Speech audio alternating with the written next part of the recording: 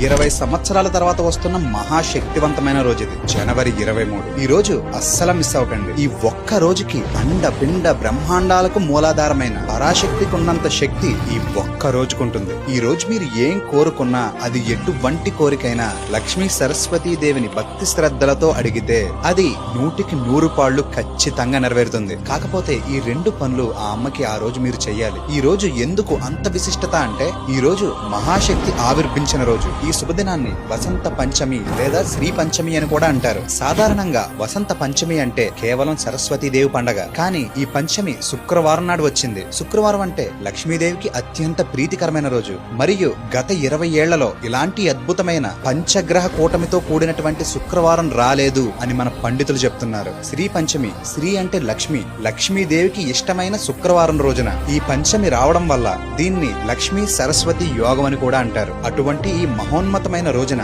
మీరు మనస్ఫూర్తిగా ఏం కోరుకున్నా అది ఖచ్చితంగా నెరవేరుతుంది. మీరు ఆ రోజు ఏం చెయ్యాలి, ఇంటికి ఏం తెచ్చుకోవాలి అన్నది తెలుసుకోవాలంటే నన్ను ఫాలో 20 సంవత్సరాల తర్వాత వస్తున్న మహాశక్తివంతమైన రోజు ఇది, జనవరి 23. ఈ రోజు అస్సలు మిస్ అవ్వకండి. ఈ ఒక్క రోజుకి అండ పిండ బ్రహ్మాండాలకు మూలాధారమైన పరాశక్తికి ఉన్నంత శక్తి ఈ ఒక్క రోజుకుంటుంది. ఈ రోజు మీరు ఏం కోరుకున్నా అది ఎటువంటి కోరికైనా లక్ష్మీ సరస్వతీ దేవిని భక్తి శ్రద్ధలతో అడిగితే అది 100కి 100 పాళ్లు ఖచ్చితంగా నెరవేరుతుంది. కాకపోతే ఈ 2 పనులు ఆ అమ్మకి ఆ రోజు మీరు చెయ్యాలి. ఈ రోజు ఎందుకు అంత విశిష్టత అంటే, ఈ రోజు మహాశక్తి ఆవిర్భించిన రోజు. ఈ శుభదినాన్ని వసంత పంచమి లేదా శ్రీ పంచమి అని కూడా అంటారు. సాధారణంగా వసంత పంచమి అంటే కేవలం సరస్వతీదేవి పండగ. కానీ ఈ పంచమి శుక్రవారం నాడు వచ్చింది. శుక్రవారం అంటే లక్ష్మీదేవికి అత్యంత ప్రీతికరమైన రోజు. మరియు గత 20 ఏళ్లలో ఇలాంటి అద్భుతమైన పంచగ్రహ కూటమితో కూడినటువంటి శుక్రవారం రాలేదు అని మన పండితులు చెప్తున్నారు. శ్రీ పంచమి,